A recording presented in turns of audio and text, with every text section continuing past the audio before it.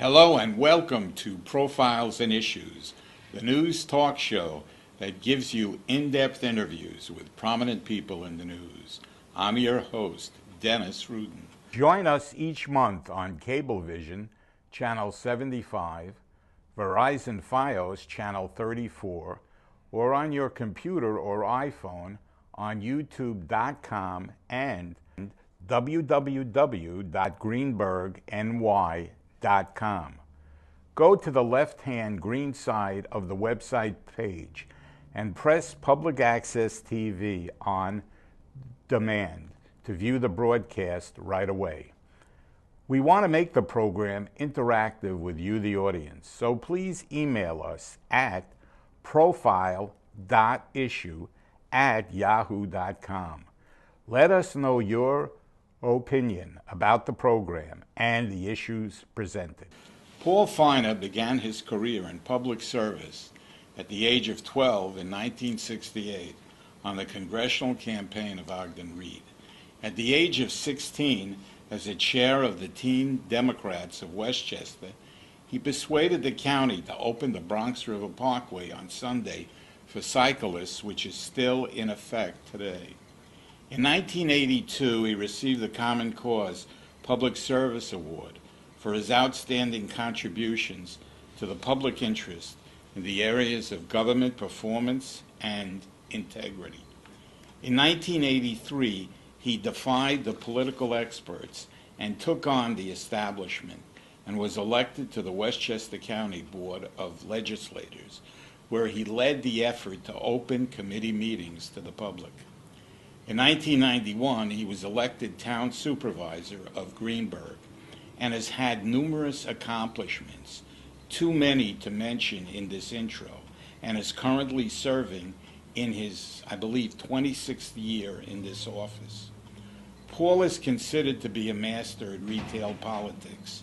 He can be found at any time of the day, anywhere in person, on the internet, or on the cell phone, serving his constituents. A Phi Beta Kappa magna cum laude graduate of Fordham University and St. John's Law School, we are proud and honored to have Paul Feiner back on Profiles and Issues.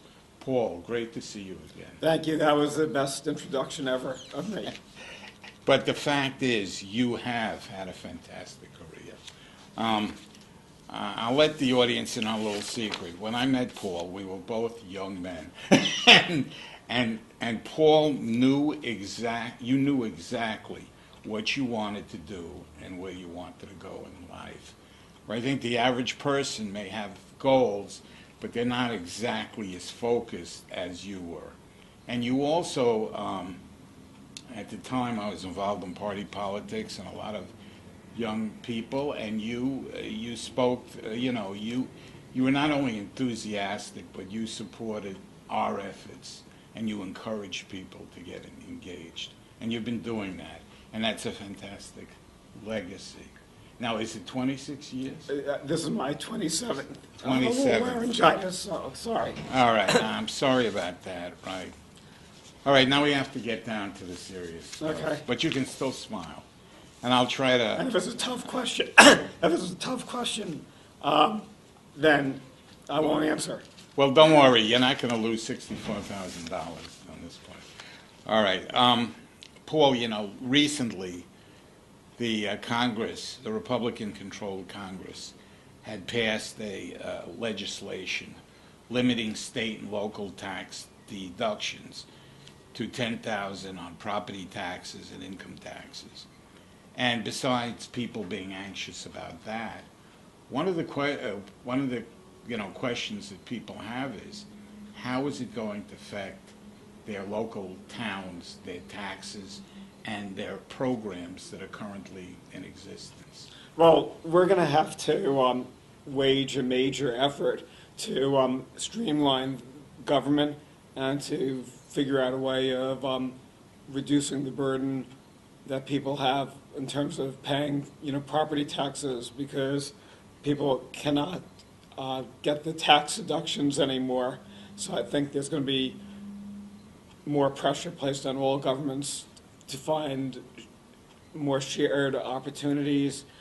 Just the village of Ardsley, for example, they're doing a study on merging the village court with the town court, and that study should be done this year, and that could save residents of Ardsley significant dollars.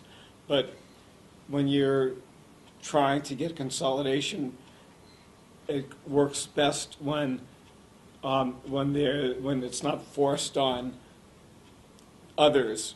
The village of Ardsley approached us. We did not approach them, and that's why I think there's a much better chance that this could work.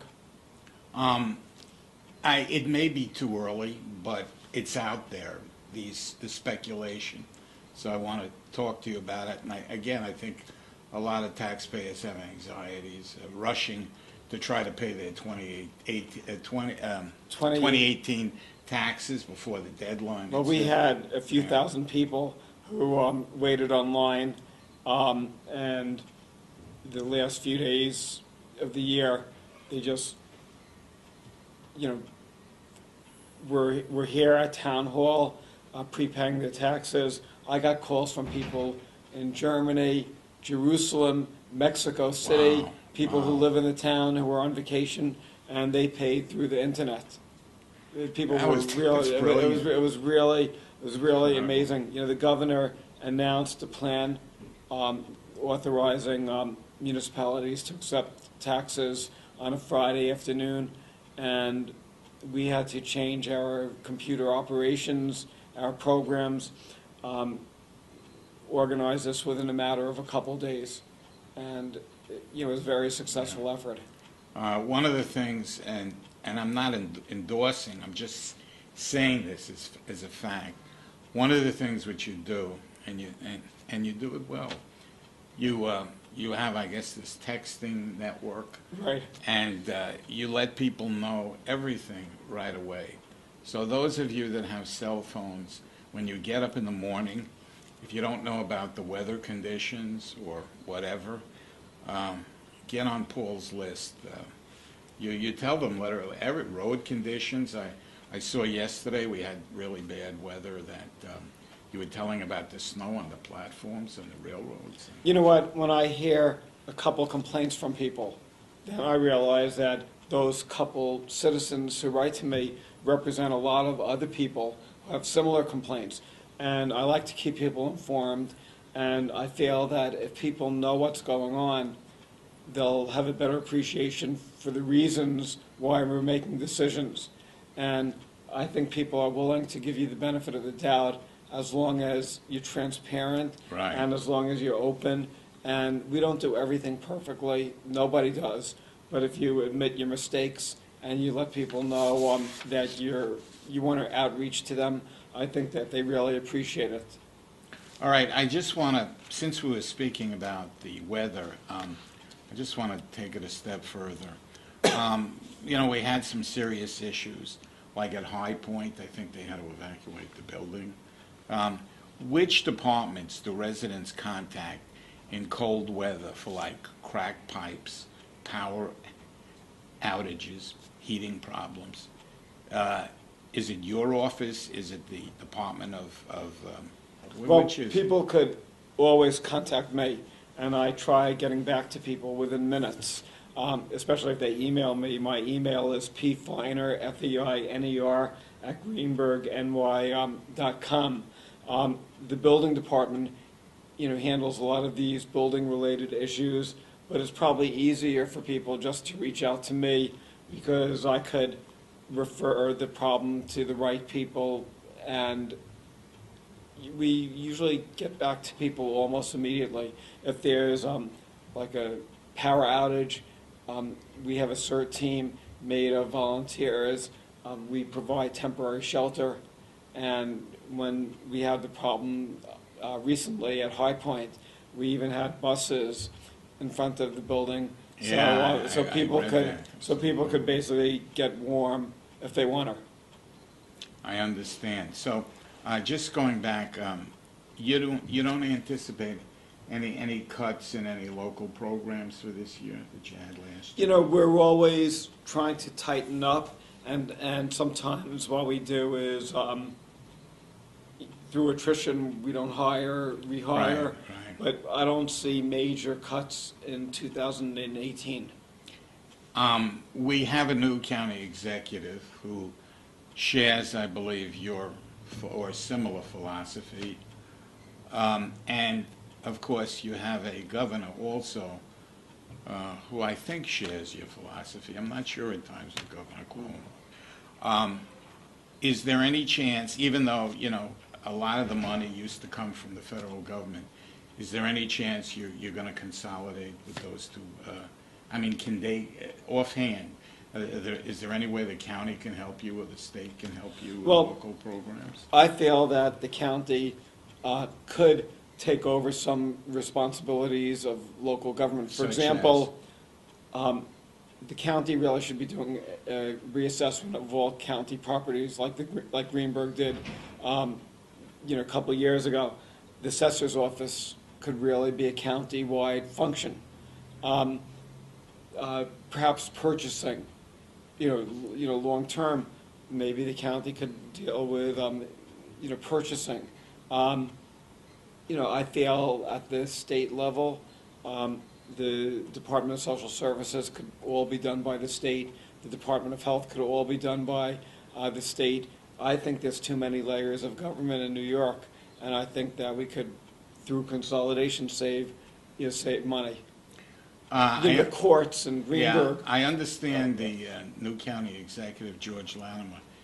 I had seen on his calendar that he was going to come and address the meetings. Has he been here yet? He was going to have a county legislature with him, I believe, because he likes to get out and get around. He was here in December, and he met with the town board. Oh, and are you going to, do you see a line of communication? Yeah, I've been emailing them. Earlier this week, I spoke to the county executive and the deputy county executive. There's a shopping mall called Rivertown Square, and there's no bus stop. Yes. But there's a hotel, supermarket, apartment buildings, restaurants, and it's really ridiculous that there's no bus stop at the complex. Right now, the closest bus stop is on Sawmill River Road, which is a few blocks away from Rivertown Square. Rivertown Square is located across from the Sawmill River Parkway, and there was a pedestrian fatality a few years ago. Yes. So I sort of feel that the county should have a bus stop, and the county executive told me that that's something that they're following up on, and they're going to try to make that happen. So Okay. that's one initiative that That's great. I feel if County Executive Latimer is successful at implementing, that's a big accomplishment because that could save lives. We're also working with the county executive. Over the past years, we've been trying to figure out a use for the old abandoned West Tulp facility at the community college property, and West Tulp closed down by Rob Astorino. He shut it down. It used to be a homeless shelter. It's been vacant, and we want to convert it to 54 units of senior housing. But now there's a new county executive, so the county executive has to submit it to the legislature. Okay, some other issues I wanted to ask you. The development of the Four Corners area in Hartsdale, I believe it's between Central Avenue and Hartsdale Avenue. The association, they said a lot of the storefronts are closed. There's a problem with not enough parking, and yet it's located in an area, just a block down is beautiful Hartsdale. We have nice stores and everything. Is there anything that can be done to revitalize the Four Corners? Definitely. I just want to mention to the audience, I just have a little laryngitis, so this is not my normal speaking voice. This is not your stage voice. That's right. But we are looking at rezoning the Four Corners in Hartsdale for mixed-use development. It's really necessary because there's no parking right now, and the storefronts at the Four Corners, many of them don't survive because people can't find parking. So if we got mixed-use development, there would be a lot of pluses. We would build higher up, or the owners could build higher up. There would be more rateable to the town, more taxes, which is good, which could keep everybody's taxes lower. We could, besides getting parking, there could be some commercial or retail and residential. And it makes sense because the Four Corners is within walking distance of the Hartsdale train station. Yes. So that would be great. We could also, as a condition, require the developer to build, or developers to contribute towards the building of sidewalks on West Hartsdale Avenue. If there was a sidewalk on West Hartsdale Avenue from Secret Road down to Central Avenue, that would be an enormous quality of life enhancement. You know, when you consider rezoning, for some of the people that are lay people out there who aren't familiar, what the factors do you have to take into consideration? Well, obviously, if you rezone, there's going to be more traffic, because if you have more buildings and more apartments, more structures, there'll be a lot of traffic, and that's an issue. But you have to weigh the pluses and minuses. And right now, every time you pass there, you see vacant stores. Right. And it's really an eyesore. And not only that, it's a beautiful community. I mean, it's got a lot of support around, exactly. A lot of boxes. So, we have to do environmental reviews. We have to reach out to the community. There was a meeting of the Hartsdale Neighbors Association. There were over 100 people there. Everyone in the room wanted the rezoning to happen, because I think that if people see activity, it will help us generate momentum, which will make it easier for other vacant storefronts on Central Avenue to be rented out. Yes, I understand. In other words, certain stores will attract additional customers to come into the area. Exactly. Right. Okay. Now, also, I don't think we got into this. Development of sidewalks and crosswalks along, was it Columbia Avenue? Right. Between Marion and Glendale? We're actually looking at building a new sidewalk this year on Columbia. That's near East Hartsdale Avenue. Mm-hmm. And it goes to the Richard Presser Park, leads up to that. Mm-hmm. So it would be an enormous improvement. Now, you did mention, but I just want to make sure we got it in detail, that I didn't leave anything out. You mentioned housing plans for Greenberg. One of them, we said, the seniors on Dobbs Ferry Road and Manhattan Avenue. Was this the one for the proposal to approve 100 new homes or condo development? Well, there's a few things happening on Dobbs Ferry Road. We had a property called Frank's Nursery, and the property, we sold it after many years of trying for about $3.5 million to an assisted living facility. We had the groundbreaking last week, and it's going to take about 18 months. So sometime in the middle of 2019, there'll be an assisted living facility there. And it's going to be a beautiful building, and the neighborhood association supported the rezoning, not the rezoning, the approval of the assisted living facility at that location. Yeah, it's important for seniors. We're now, Elmwood Country Club sold, and they have over 100 acres of land. So that's a lot of land, and the property owners have legal rights to the property. So they want to create housing, and they're looking at either housing or single-family housing. That would be like $1 million or more.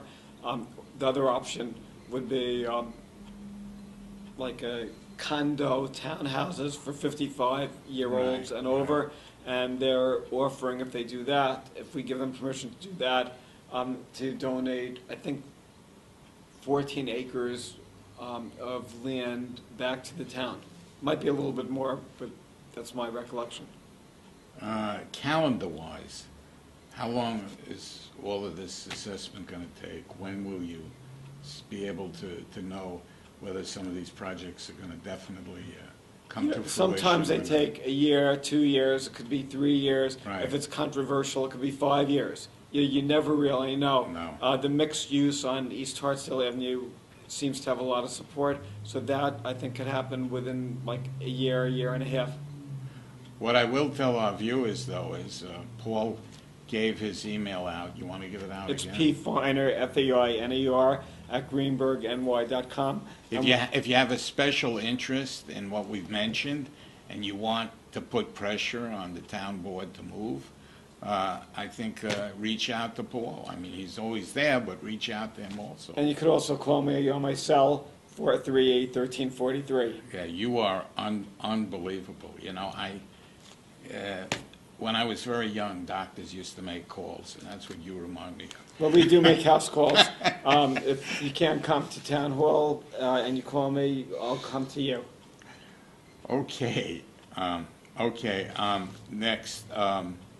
Did we mention 80 new apartments in Manhattan Avenue? We're looking at tearing down the existing apartments on Manhattan Avenue.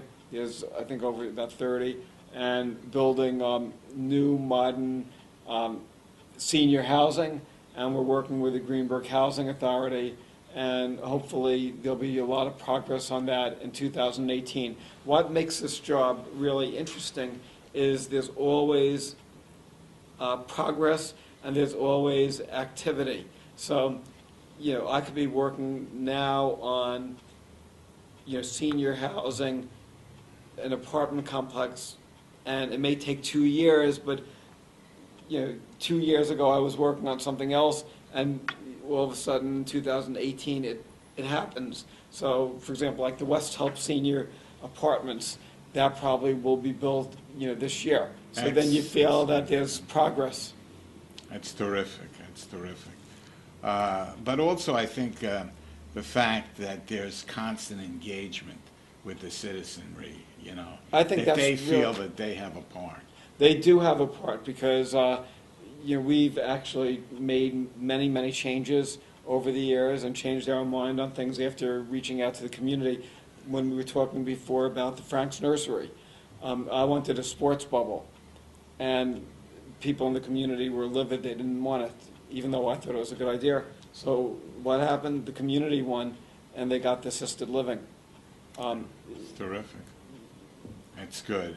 Now, the other thing which we may have missed, if people's water pipes crack, because we've had problems with that, I think, the last 2 weeks, who do they contact, you or the Department of Works? Well, if it's their own pipe, yeah, they're responsible. If it's the towns, like in water other words, main, if they have if it's the pipes in their house. right, that's their responsibility. Okay. If it's basically a water leak or whatever, then it's Department of Public Works. We have a water department. We've been getting a lot of water main breaks. All right. I should mention, in terms of transparency, one of the things we plan to do is upgrade our website. Our website. I mean, you just read my mind. That was the next topic. Okay. Yeah. Go ahead. It's www.greenbergny.com, and there's a lot of clutter, and there's a lot of information on the website, but it's hard to figure out where to go. And we were the first town, I think, in Westchester to have a website, but we're now been overtaken by other communities that do a better job, and it's easier to read. So we formed a technology committee, and the committee now is looking at the website and going to come up with recommendations, and hopefully in 2018 we'll have a revamped website, which isn't the most exciting issue, but when you think about it, if somebody's thinking about moving into the town, what's the first thing they're going to do? They're going to look at the website, and if the website is really innovative and technology savvy, it could encourage people to want to purchase a home here. We're even looking at letting people ask questions by voice, which is much more high tech. Maybe you can have call-in shows for people that do cable shows. That's a good idea. I mean, and and figure out ways to enhance media advertising. I mean, not media, but advertising for the shows. Yeah, that's a great idea. Because we want to reach as many people as we can and let them know what's happening. That's a great idea. Town. And that's terrific. Did we talk about the safety improvements on Jackson Avenue? No, Jackson Avenue is, well, there's two things. One is We got about 3 minutes. On Sprain Road, we're looking at putting a light at Sprain and Ardsley Road, Ashford Avenue. There's an intersection that's very, very dangerous, so I think we'll get a light there this year.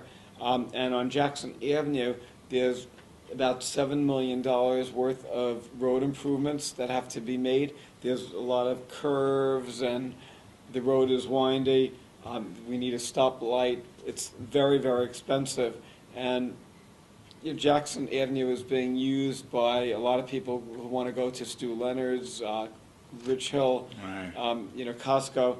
I did speak to the mayor of Yonkers, and we're going to be applying for a grant with the state. So we really want to make That's this terrific. happen. All right, look, we've got a limited amount of time, and I don't want to discuss the whole topic. I just want the calendar date. The situation with the Edgemont court case, when does that come up? What's the status just of the case? Okay, well, residents of Edgemont petitioned to have a referendum to become a village. And right. I felt, after consulting with a former judge of the state Supreme Court, that the petition did not comply with state law. They disagree, so they filed a lawsuit. And we're waiting now for a judge to make a ruling. I would assume that the judicial ruling will happen sometime by the end of February. It could be earlier, it could be tomorrow, it could be 2 weeks from now, or it could be within the next couple of weeks. So it should be by sometime this year. Right. And then if we'll they deal rule with that. against the petition, Yeah. then they have to refile another petition, and I think they've gotten the signatures, so then we would have to review the sufficiency of the second petition, and the same thing could happen. It could be denied, and this could go on for a while, or the petition may be accurate and comply with the law, and if that happens, then there would be a referendum, and voters in Edgemont would be able to make their decision. Paul, it's always a pleasure and an honor to have you on. I hope to have you back as soon as we have some more news on a lot of these issues. And again, thank you very much for coming back. And you're a great interviewer. You have a lot of good questions, and you're really an asset to our community because you're really interested and you keep everybody informed, and I think that's really important. Thank you. My guest has been Paul Feiner, Greenberg Town Supervisor. This is Dennis Rudin saying so long for Profiles and Issues.